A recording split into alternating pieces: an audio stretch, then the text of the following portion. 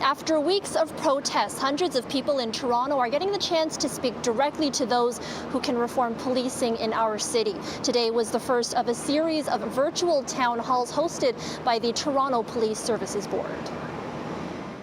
And this is your moment to be the leaders that we need you to be. Passionate demands for change, one after another. Citizens, frontline social workers, Army veterans, and many others seized the opportunity to make their voices heard.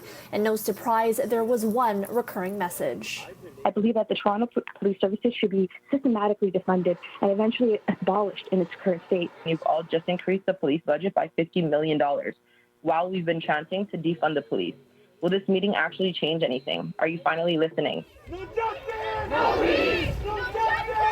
The town hall comes after weeks of pressure in the form of protests sparked by the death of Regis Korchinski-Paquette. Back in May, the 29-year-old fell to her death from her high-rise apartment while multiple officers were alone with her in the unit. No justice! No peace! No justice! Then anger following the verdict in the Thériault brothers' trial. The off-duty Toronto cop and his brother found not guilty of aggravated assault after beating Devontae Miller so badly he lost an eye.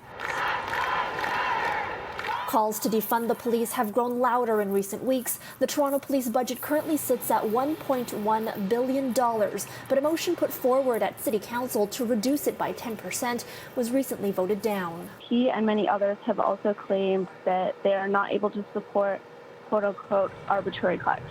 So I just want to ask, why is it that city councils were able to cut, for instance, $150 million from the LAPD, $1 billion has been pledged to be cut from the NYPD, $23 million from San Francisco, and even $11 million in our own country in Edmonton. Instead, the board is moving forward on body-worn cameras, which will come at an estimated cost of $50 million over 10 years. Today, multiple deputants spoke out against the tool. Even with the presence of police body cams, who will hold the police accountable? Something that shocked Mayor Tory.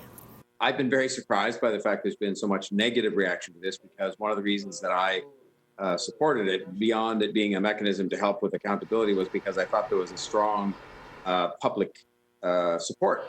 Other recurring demands included police not responding to mental health calls, legislative changes to allow more police accountability, investments in social services, including mental health services and housing, as well as better recruitment and improved training. Now, after the meeting, Mayor Tory said in a statement, it is clear that people have deeply held concerns and are ready to share these stories in hopes of significant change in how we have done policing up to this point. I am supportive of making significant changes and ensuring that the Toronto Police Service address the needs of our city and its residents, and that we address police accountability, reform, and community safety.